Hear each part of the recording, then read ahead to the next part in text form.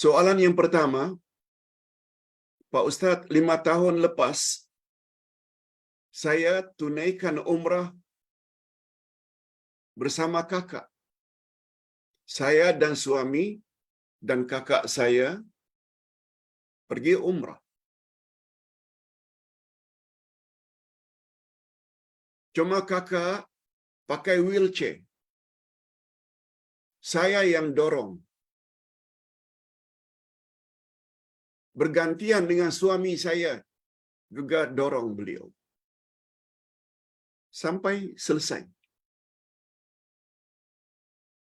Kakak pergi umrah dengan selesa berkat bantuan kami, suami isteri.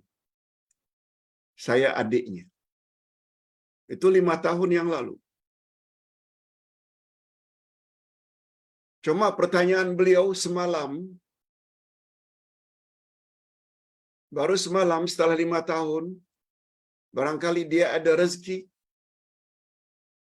dia panggil saya, tidak bagi saya upah. Upah 5 tahun yang lalu menolaknya dengan wheelchair. Barangkali tawaf, sa'i, dan lain-lain. Pertanyaan. Saya tolak, Pak Ustaz. Saya tolak. Saya tak mahu ambil. Kakak. Tapi dia paksa juga. Dia paksa juga. Saya tak minta. Tapi dia paksa juga. Pertanyaannya, Pak Ustaz. Kalau saya ambil upah itu, apakah itu bermakna hilang pahala saya bantu beliau 5 tahun yang lalu? Apakah habis pahala saya? Jawabnya, tidak.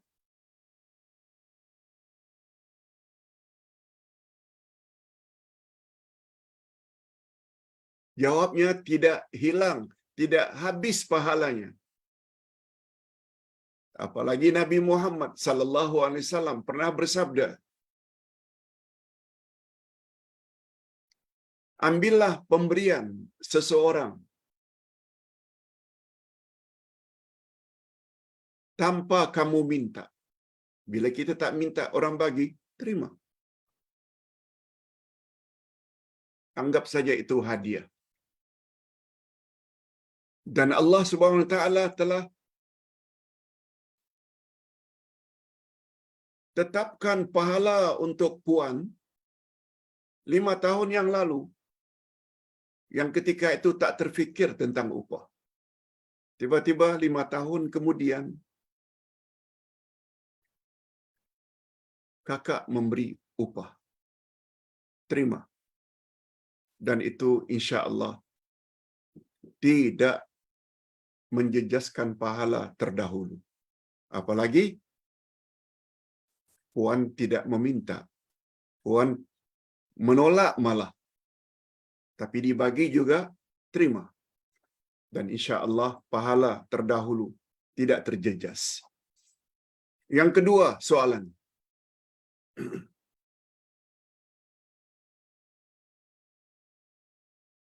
Jika seseorang sudah diberi rezeki, Pak Ustaz, namun beliau tetap bertungkus lumus mencari rezeki, bergegas-gegas sebelah pagi, keluar selepas subuh. Apakah itu dikira orang tersebut cinta dunia? Tapi alhamdulillah salatnya tidak tinggal, Pak Ustaz.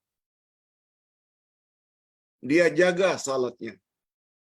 Hanya saja kadang-kadang agak terlambat karena kesibukan. Hanya saja apa yang saya dapati, dia kurang tambah ilmu.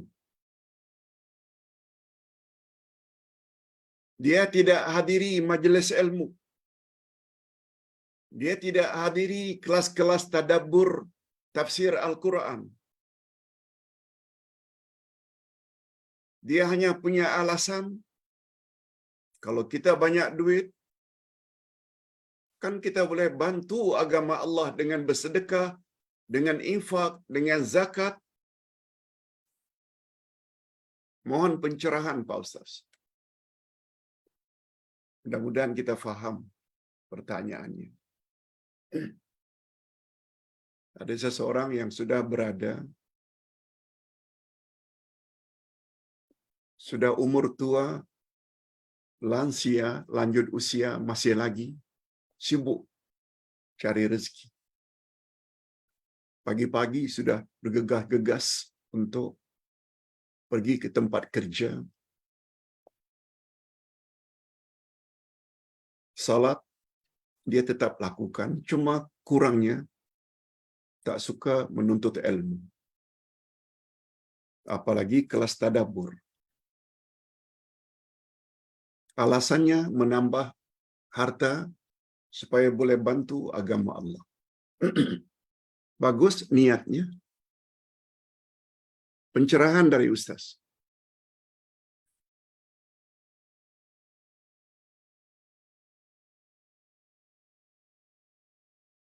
Kita tak nafikan bagusnya bila kita banyak harta, apalagi dengan tujuan untuk membantu agama Allah. Alhamdulillah, walaupun dalam kesibukan, salat tak pernah tinggal. Alhamdulillah. Tapi ingat, semua amal-amal itu, apakah salat, apakah zakat, apakah sedekah, itu semuanya ibadat. Itu semuanya amalan. Tapi ingat, amalan tidak akan sempurna tanpa ilmu. Oleh sebab itu, bila awak sudah hidup berkecukupan, masih lagi ingin cari harta, padahal ilmu kurang, itu adalah satu sikap yang keliru. Keliru.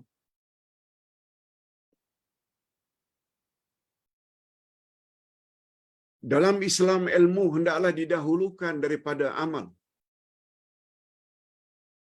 Sehingga muncul satu kaedah atau formula, al-ilmu muqaddamun anil amal. Ilmu hendaklah didahulukan daripada amal. Sebagaimana Allah senantiasa mendahulukan iman, baru amal saleh. Sungguh banyak dalam Al-Quran menyebut, illal ladzina amanu wa amilus salihat. Lebih-lebih lagi kalau kita lihat surat Wal Asri. Demi masa, innal insana lafi khusrin. Sesungguhnya seluruh manusia dalam kerugian. Illal ladzina amanu, kecuali orang yang ada iman. Baru disusuli wa amilus salihat, dan mereka beramal saleh. Baru disusuli wa tawasaw bil haq, mereka berpesan-pesan dengan kebenaran, iaitu dakwah.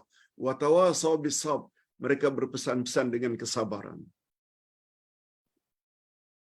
Amal saleh, salat, zakat, sedekah, itu amal saleh. Itu nomor 2. Alladzina amanu, iman. Iman tak akan sempurna tanpa ilmu. Dan ilmu yang paling utama untuk memantapkan iman ada 3 ilmu. Ma'rifatullah, ilmu tentang Allah. Ma'rifatun Nabi, ilmu tentang Nabi. Dan yang ketiga, ma'rifatud dinil Islami, ilmu tentang selok-belok agama Islam. Ilmu Islam, rujukan utamanya Quran dan Sunnah. Nah sekarang, karena kesibukan, tidak mau belajar tafsir, tak mau belajar tadabbur, tak mau belajar ke arah memahami Al-Quran dan Al-Hadis, tidak mau belajar Al-Asma'ul Husna. Macam mana amalnya akan sempurna? Tak akan sempurna. Allah Subhanahu maaf, Rasulullah bersabda, "Innamal a'mal bil khawatim." Sesungguhnya amal yang paling menentukan nasibmu setelah mati adalah amal yang terakhir sebelum kamu mati. Amal yang sempurna adalah amal yang berdasarkan ilmu.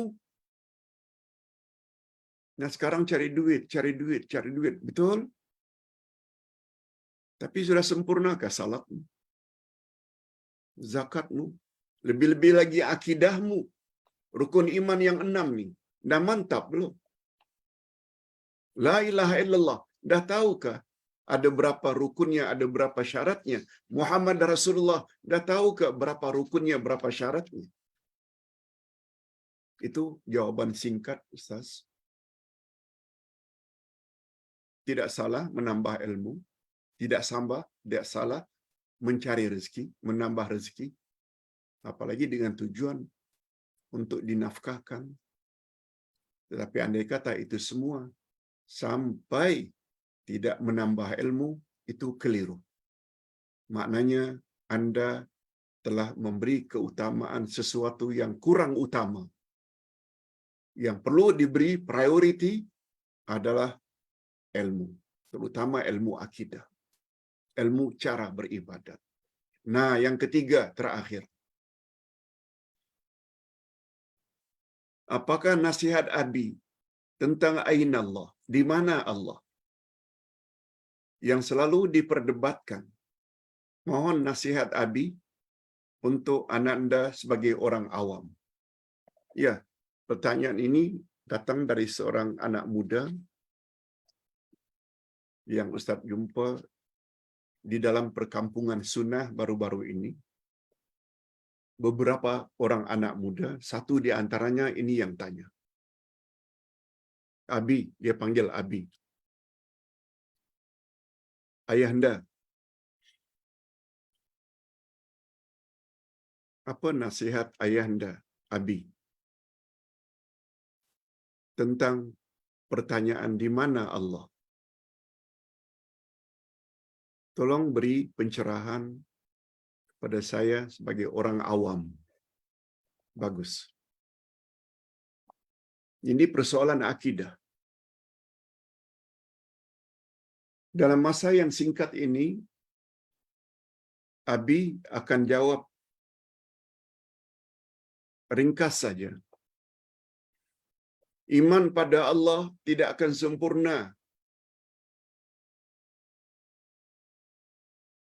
kalau kita tidak percaya kepada nama-nama dan sifat-sifat Allah.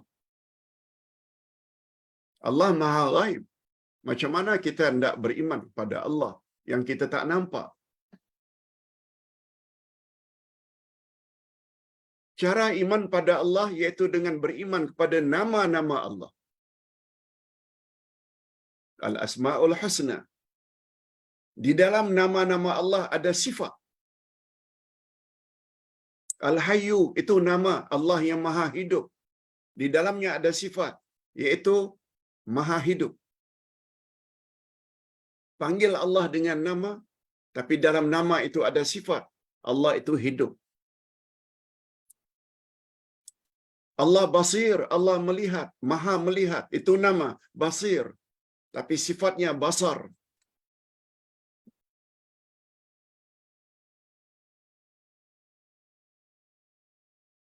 Dan sifat Allah lebih banyak daripada nama.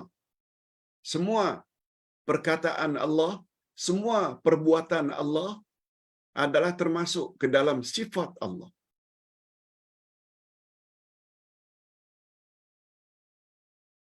Termasuk sifat khabariyah.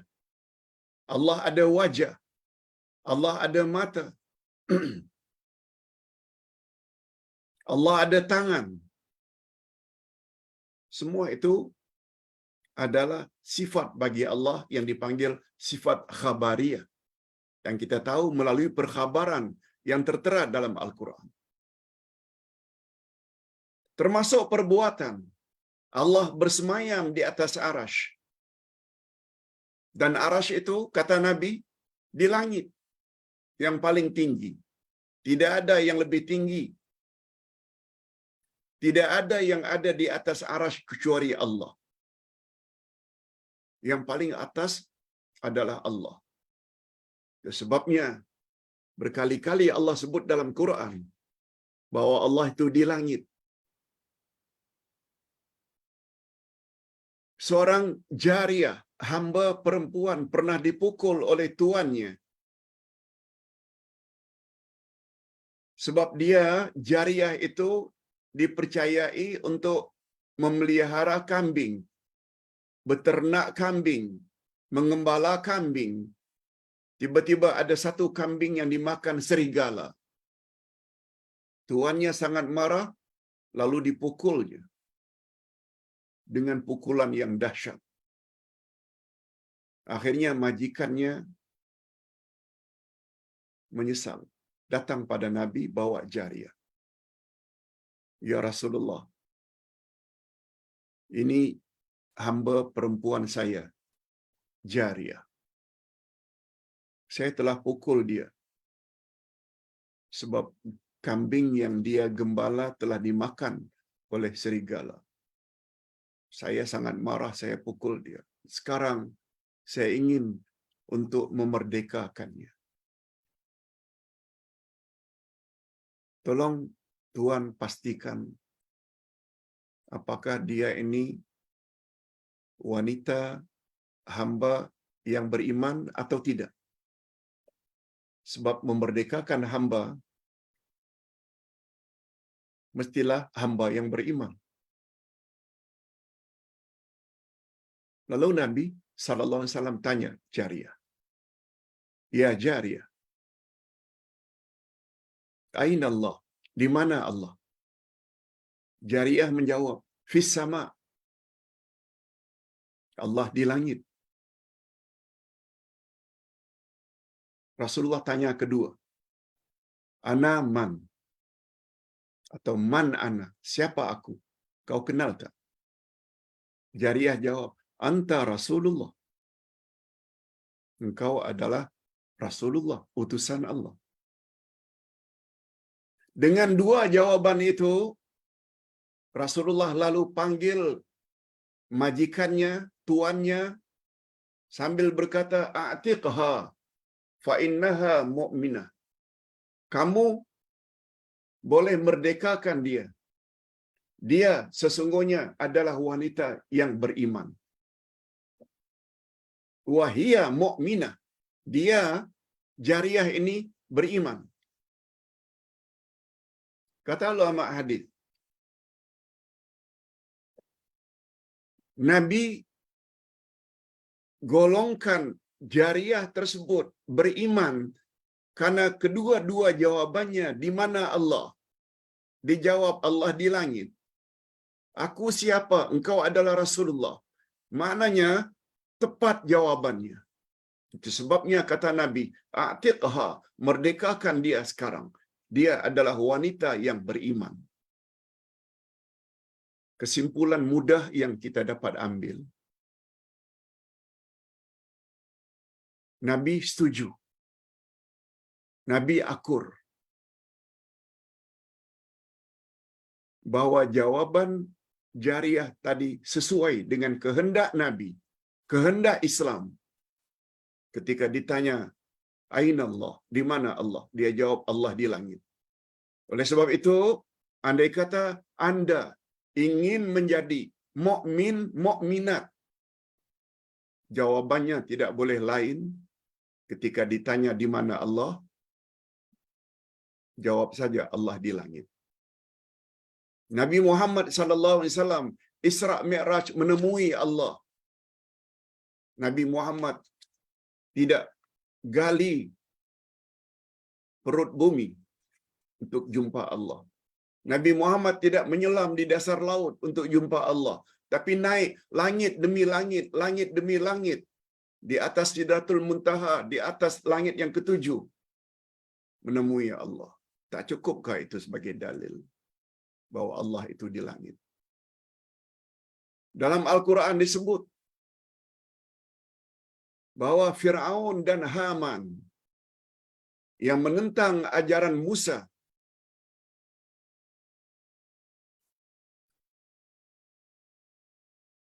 Firaun menyuruh Haman, orang kuatnya, bina untukku bangunan tinggi pencakar langit supaya aku boleh lihat Tuhan Musa, kata Firaun.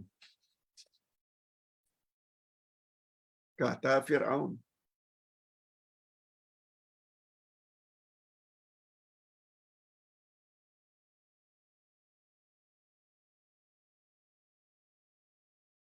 Kemudian Firaun berkata, aku kira Musa itu berbohong sahaja.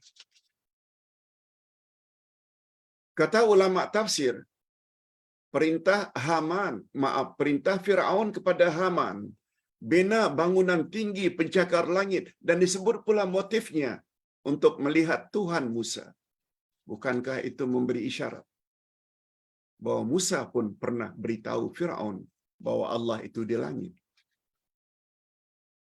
Firaun tidak suruh Haman teroka dasar laut. Firaun tidak suruh Haman gali perut bumi, aku hendak lihat Tuhan Musa. Itu sebabnya kata ulama tafsir dan ulama akidah, orang yang tidak percaya Allah di langit sama dengan kepercayaan Firaun. Sebab Firaun kata, aku kira Musa itu bohong saja. Kita mengangkat tangan, berdoa. Tak pernah kita berdoa ke mana-mana. Cuma ke atas. Itu menunjukkan. Dan ingat, langit dalam bahasa Arab maknanya di atas. Sesuai dengan mulut bahagian atas namanya langit-langit. Cukup. Ini dulu penjelasan yang dapat disampaikan. Nanti insya-Allah kita jumpa lagi. Kita akhiri dengan doa. Alhamdulillahirabbil alamin. Wassalatu wassalamu ala asyrafil anbiya'i wal mursalin wa ala alihi wa sahbihi ajma'in. Ya Allah, berilah kami ilmu yang bermanfaat, terutama ilmu yang berkaitan dengan akidah, keimanan, ma'rifatullah, ma'rifatun nabi, ma'rifatud dinil islami. Sebab dengan ilmu-ilmu itu tersebut, keislaman kami menjadi lebih sempurna. Ya Allah, berilah kami petunjuk. Berilah kami taufik-Mu, supaya senantiasa mengikuti ajaran yang dibawa oleh Nabi Muhammad sallallahu alaihi wasallam. Sebab dengan hanya bersikap demikian, kami akan berjaya pada hari berhisab nanti. Sebab amalan kami dan keyakinan kami bersesuaian dengan kehendak Al-Quran dan sunnah Nabi. Ya Allah, akhirilah hidup kami dalam keadaan husnul khatimah. Dan janganlah Engkau akhiri dalam keadaan su'ul khatimah. Wa sallallahu ala nabiyyina Muhammad wa ala alihi wa sahbihi ajma'in. Alhamdulillah rabbil alamin. Subhanakallahumma wa bihamdik. Asyhadu an la ilaha illa anta astaghfiruka wa atubu ilaik. Assalamualaikum warahmatullahi wabarakatuh.